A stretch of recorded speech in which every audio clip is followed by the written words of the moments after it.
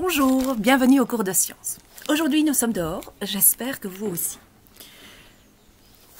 Nous sommes toujours dans le cours sur l'évolution. La dernière leçon a traité de la disparition des espèces. Si des espèces disparaissent, d'autres espèces apparaissent aussi. Et nous allons donc étudier comment des nouvelles espèces peuvent-elles apparaître. C'est très important parce que c'est vraiment la clé de l'évolution, ces espèces qui vont apparaître, évoluer, changer au fil des milliers d'années. Alors, l'apparition de nouvelles espèces, ça s'appelle la spéciation, mais j'y reviendrai plus tard. Ce qui me semble important d'abord, c'est de vous définir ce qu'est le mot espèce. Parce que c'est un mot bateau qu'on utilise très souvent, tout le temps. Et il est important de savoir ce qu'il veut dire dans le cadre du cours de sciences. Des espèces, c'est un groupe d'êtres vivants pouvant se reproduire entre eux et dont la descendance est fertile. Pour développer ce sujet, je vais utiliser 3 exemples. Le premier exemple concerne le hêtre.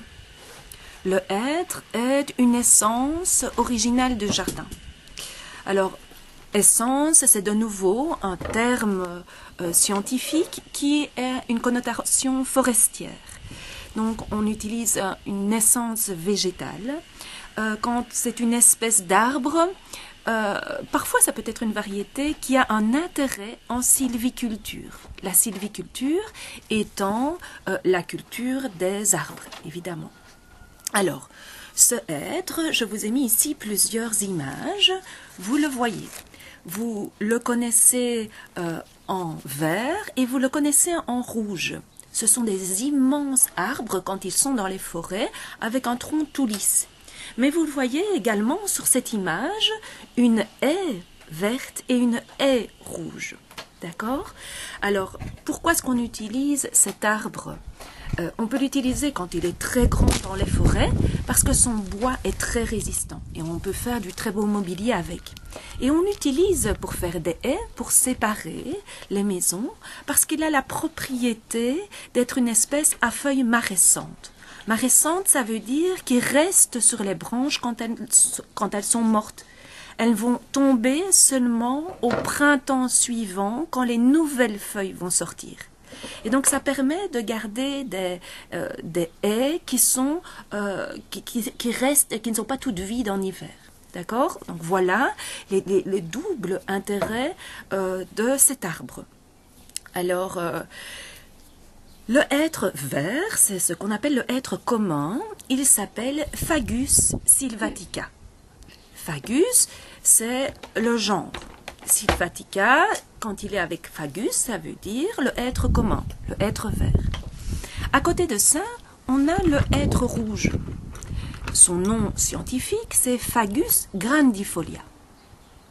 Et donc, ce sont 2 espèces différentes. Un Fagus sylvatica, l'autre Fagus grandifolia. Ok? Alors, qu'est-ce qui s'est passé avec ces êtres-là? Eh bien, ces feuilles, le hêtre commun, celui qui est vert, est connu. On y retrouve du pollen de cet arbre dans les roches très anciennes. Il existe depuis très longtemps. Par contre, le hêtre rouge a apparu pour la première fois en 1680. C'est très. Alors vous allez me dire, oui, bon, c'est presque 400 ans. Eh bien non, parce que c'est très court. C'est très court dans l'histoire de l'évolution. Souvenez-vous que nous avons travaillé sur une échelle géologique qui dure des milliers, voire des millions d'années. Donc les 400 ans de ce hêtre pourpre, c'est très court. Alors, qu'est-ce qui s'est passé pour que apparaisse ce hêtre pourpre? Eh bien, l'explication repose sur une mutation. C'est le hasard. Le hasard qui a provoqué une mutation dans le gène d'un être vert, d'un être commun. Et comme il y a eu mutation lors du moment de la fabrication de la graine, ça a donné naissance à un être pourpre. Donc, la mutation, je suppose que vous vous souvenez de votre cours de l'année passée. Regardez, je vous ai pris ici une photo tirée d'une émission sur Esprit Sorcier.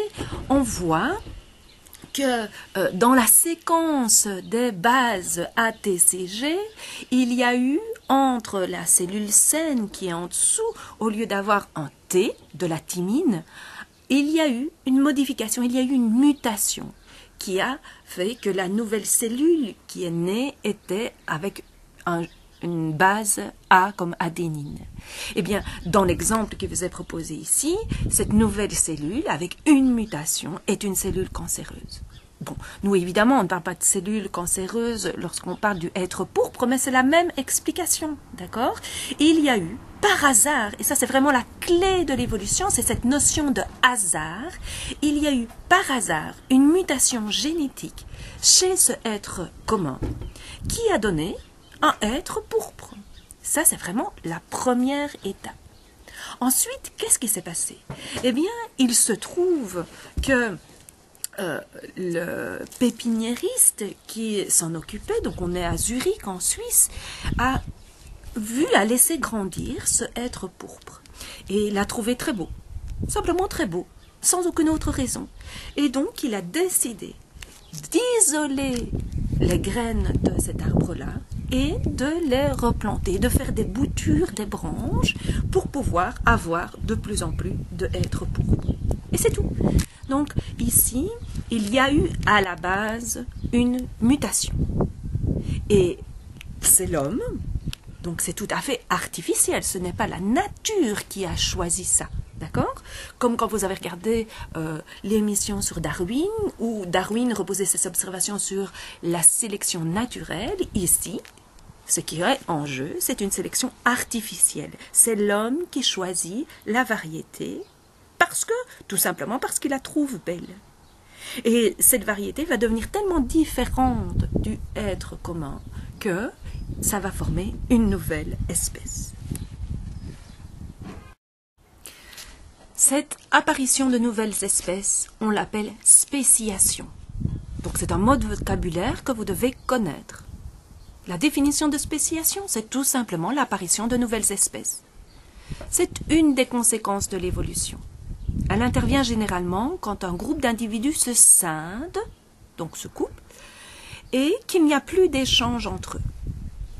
Il faut donc qu'il y ait un isolement géographique. Je vais y revenir plus tard. D'abord, je vais passer avec le deuxième exemple pour que vous compreniez bien. Le deuxième exemple tout à fait passionnant, c'est le moustique du métro de Londres. Le métro de Londres date de 1863, c'est le premier métro réalisé.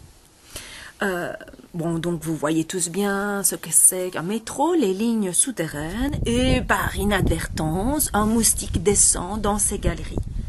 Et ces moustiques, ils sont plusieurs évidemment, ne savent plus remonter à l'extérieur. Et au fur et à mesure des générations, chaque fois qu'il y a fécondation d'un ovule femelle par un spermatozoïde mâle, il se peut de nouveau que le hasard intervienne et provoque des mutations.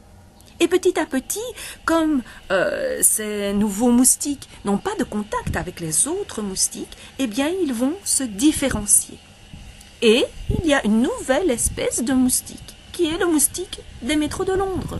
Si maintenant vous prenez ces moustiques-là avec des autres moustiques qui sont au-dessus du métro de Londres à l'extérieur, que vous essayez de les faire se féconder, que tout se passe bien, eh bien, les nouveaux moustiques qui naîtront seront stériles, puisqu'ils n'appartiennent pas à la même espèce. Passons avec un troisième exemple.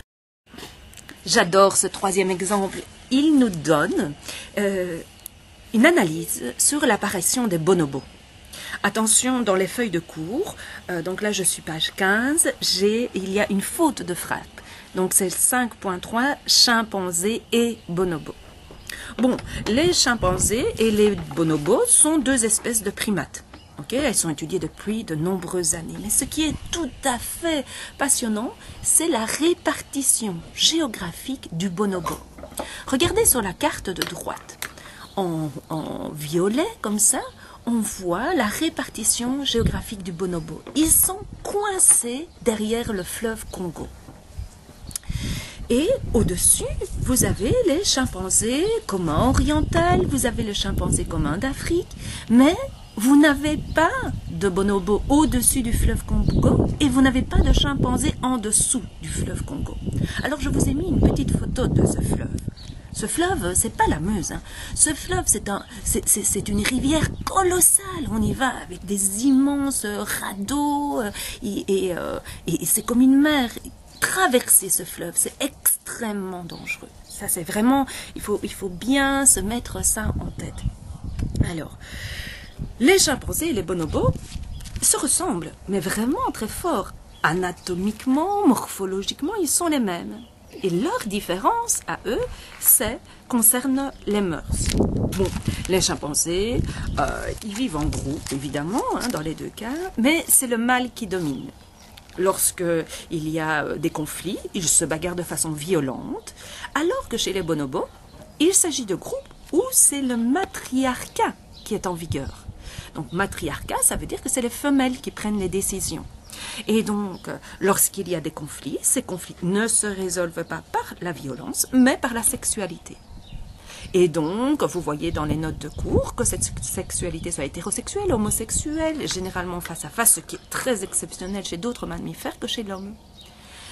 Bon, cette harmonie semble liée au fait que les femelles, pour maintenir la paix sociale, font croire aux mâles qu'elles sont toujours sexuellement disponibles. Alors, comment se fait-il qu'on a pu avoir apparition comme ça de deux espèces différentes? Eh bien, il est plus que probable qu'à un moment donné, certains chimpanzés ont réussi à traverser ce fleuve. Peut-être dans une période de très grande sécheresse, par exemple. C'est envisageable. Et puis, ils ont commencé à avoir, évidemment, des jeunes, une reproduction tout à fait normale. Sauf que, de nouveau, la clé étant la mutation, il se peut, tout au début de cette histoire où quelques chimpanzés se sont isolés, il se peut, il est plus que probable qu'il y ait eu mutation. Okay? Et donc, cette mutation a engendré petit à petit une différence. Alors, ce qui est très important pour que cette mutation existe et se fixe et qu'on ait vraiment bien des chimpanzés différents des bonobos, il faut qu'il y ait un isolement des bonobos. Il ne faut pas que ces bonobos puissent de nouveau se recroiser avec des chimpanzés, sinon cette différence disparaît. C'est ce qu'on appelle l'isolement géographique. Ok? Donc, la répartition géographique des deux espèces est très intéressante puisque les bonobos occupent exclusivement les forêts tropicales humides de la République démocratique du Congo. Les chimpanzés, quant à eux, sont présents dans de nombreux pays africains. C'est ce que vous pouvez lire sur la page 16.